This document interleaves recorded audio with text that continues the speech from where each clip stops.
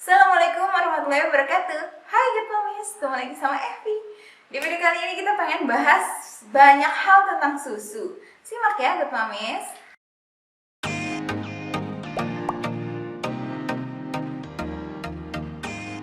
Nah, pada saat kita kecil, moto yang tenar banget adalah 4 sehat 5 sempurna. Dimana benda kelima, benda penyempurnanya yang kayaknya ajaib banget adalah susu. Tapi rekomendasi itu sekarang sudah berubah Good Momies. Susu itu sudah menjadi bagian dari sumber protein di piramida makanan. Kalau misalnya ada Good Momies yang belum tahu, silahkan disimak videonya di sini atau di sini, lupa. Itu video saya bersama ahli gizi Rubita Rahmarianti. Jadi Good Momies bisa simak ya. Anyway, banyak banget susu yang beredar di pasaran. Sampai mungkin beberapa Good Momies bingung apa sih bedanya. Kita bahas yuk. Yang pertama ada susu formula Good Momies. Susu formula adalah susu pertumbuhan pertama yang dirancang khusus untuk bayi. Jadi kalau seandainya bayi tidak bisa menerima ASI, maksudnya ada suatu kondisi di mana ASI-nya nggak berproduksi lah ya, apa gimana, pokoknya bisa digantikan dengan susu formula. Susu formula bisa diberikan sampai anak 1 tahun Good Momies. Nah, susu formula sendiri ada lagi cabangnya tuh, misalnya susu formula hipoalergenik yang kandungan proteinnya lebih mudah dicerna. Itu biasanya untuk bayi-bayi yang punya masalah alergi sama protein susu sapi atau bayi-bayi yang punya masalah dalam penyerapan nutrisi, misalnya bayi-bayi prematur gitu. Harganya juga tentunya lebih mahal daripada susu formula biasa.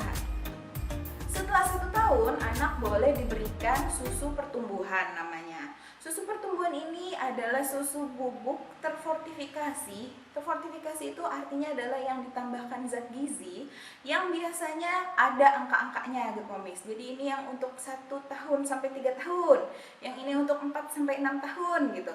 Karena memang kadar gizinya diatur supaya membantu memenuhi kebutuhan gizi kelompok umur tersebut.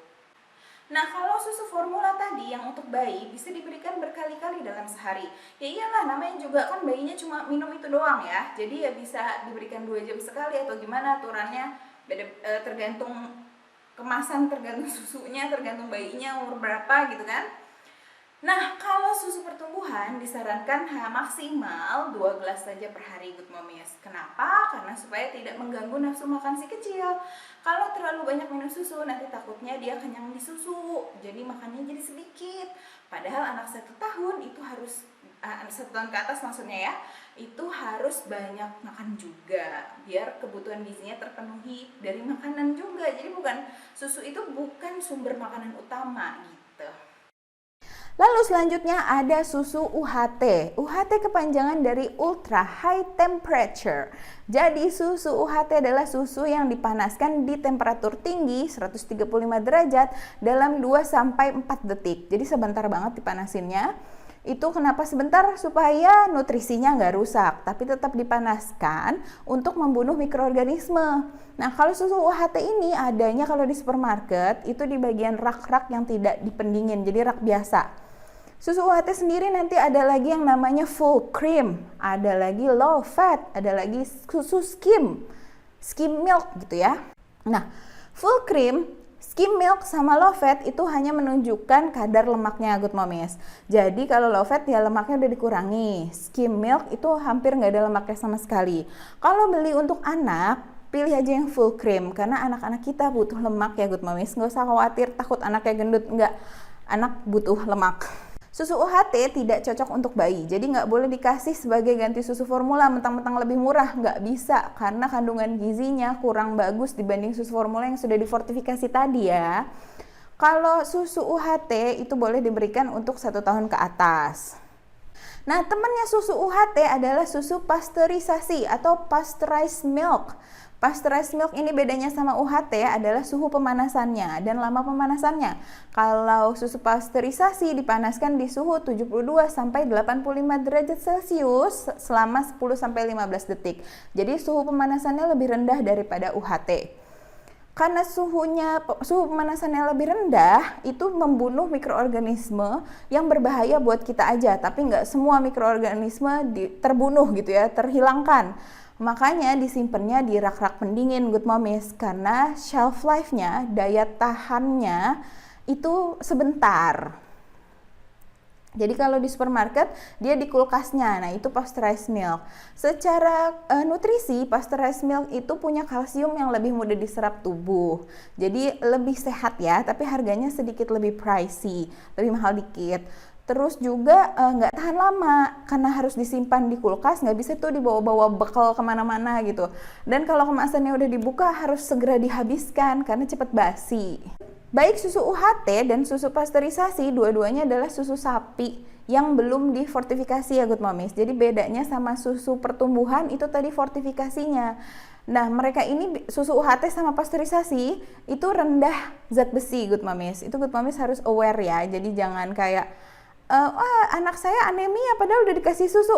Ya di susu sapi nggak ada zat besinya gitu kalau Good Momies baca kandungannya jarang yang mencantumkan zat besi karena memang nilainya kecil sekali gitu. Intinya memang susu itu tidak sempurna, maksudnya susu itu nggak bisa dijadikan makanan satu-satunya untuk anak kita karena susu jenis apa juga rendah vitamin C dan juga rendah serat. Sedangkan serat sama vitamin C juga dibutuhkan kan oleh tubuh. Lalu ada susu apa lagi ya? Oh iya, susu kental manis dan susu evaporasi. Bedanya adalah kalau susu kental manis ini lebih banyak kandungan gulanya dibanding susu evaporasi, tapi dua-duanya sama-sama kental. Jadi cara pembuatannya adalah dengan memanaskan susu ini sampai berkurang kadar airnya sampai 60%. Jadi dipanaskannya dalam waktu yang lama kan. Kalau dipanaskan dalam waktu yang lama artinya adalah nutrisi banyak yang hilang.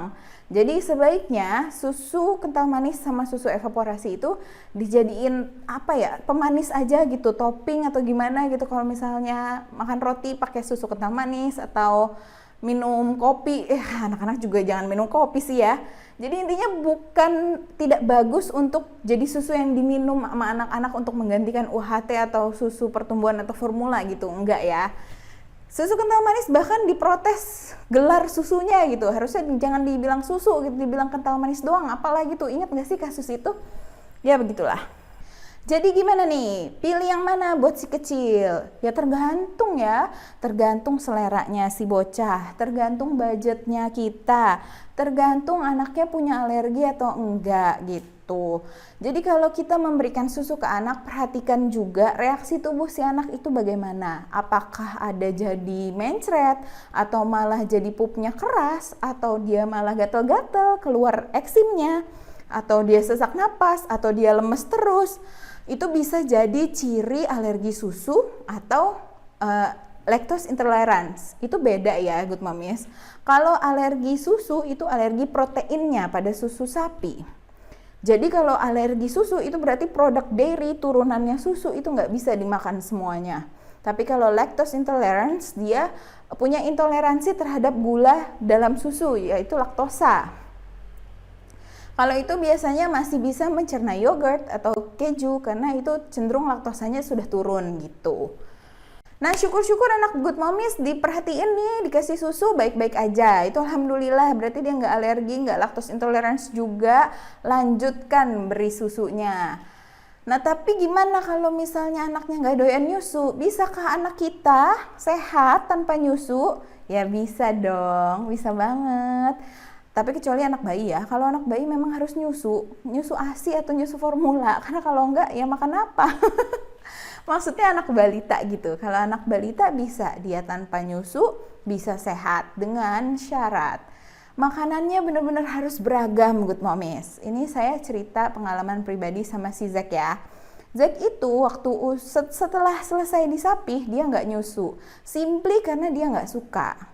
Dia suka susu UHT, tapi saya ngasihnya masih jarang-jarang karena ya itu tadi susu UHT itu kan masih rendah zat besi ya. Saya takut dia terlalu kenyang di susu UHT dan nggak makan makanan protein yang banyak zat besinya gitu intinya. Karena kalau itu waktu itu saya masih kayak makannya dia tuh harus bener banget gitu. Jadi susu UHT saya kasih, tapi dalam jumlah yang sedikit.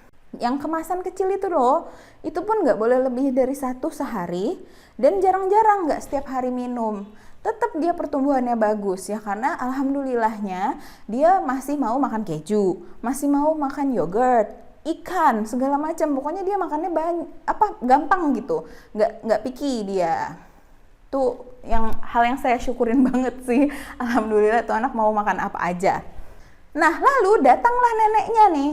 Neneknya protes aja gitu, ini anak kenapa kurus? Menurut saya Zack nggak kurus, biasa aja gitu kan. Tapi di mata neneknya itu anakku kurus gitu. Jadi dia beliin susu pertumbuhan Good Momies untuk si Zack. Padahal saya udah tahu Zack nggak mungkin suka, dari dulu dia nggak mau tuh susu formula, susu pertumbuhan. Saya curiganya karena ada aroma dari fortifikasi zat besinya itu yang bikin bau susunya itu rada aneh gitu kan. Ya udah, tapi saya santai aja karena saya tahu kurva pertumbuhan dia bagus. Berat badan, tinggi badan selalu naik sesuai sama kurvanya gitu kan. Ya jadilah neneknya marah-marah karena susunya nggak diminum. Lah salah siapa? Siapa yang minta beliin gitu kan? Intinya itu, dia bisa sehat tanpa nyusu, tapi dia makannya macam-macam dan masih mengkonsumsi dairy product. Jadi saya nggak terlalu khawatir soal asupan kalsiumnya dia. Nah masuk usia 3 tahun, saya mulai longgar dong. Udah kayak ya udah apa aja masuk lah, terserah. Mie juga boleh lah gitu kan. Nasi tok juga nggak apa-apa lah kalau emang nggak doyan lauknya gitu kan. Karena mulai itu rada-rada mulai piki-piki sedikit gitu. Nah karena saya khawatir jadinya, karena pola makannya yang udah nggak seketat dulu, sayanya juga nggak seberusaha itu banget buat memenuhi gizinya dia karena udah 3 tahun ya. Maksudnya udah lolos gitu, nggak stunting, jadi sayanya juga udah makin nyantai. Makanya saya oke lah, ini kayaknya perlu nih dikasih susu pertumbuhan. Kira cari-cari lagi, beli lagi yang merek yang belum pernah dia coba. Nemu alhamdulillah yang aromanya coklat banget dan enak gitu aromanya, jadi dia mau. Ya jadi sekarang dia minum susu pertumbuhan Good Momies. Cuma 1 gelas aja sih per hari. Ya tapi lumayan lah ya, biar saya nggak terlalu cemas gitu. Nah tapi itu kasusnya Zack ya, dia bukannya dia alergi gitu, tapi hanya sekedar nggak doyan. Begitu dia doyan ya udah konsumsi nggak apa-apa gitu. Kalau anak Good Momies alergi atau intolerance gimana gitu? Kan berarti banyak banget dong turunannya yang nggak bisa dimakan, nggak bisa makan butter, nggak bisa makan yogurt, nggak bisa makan keju gitu kan.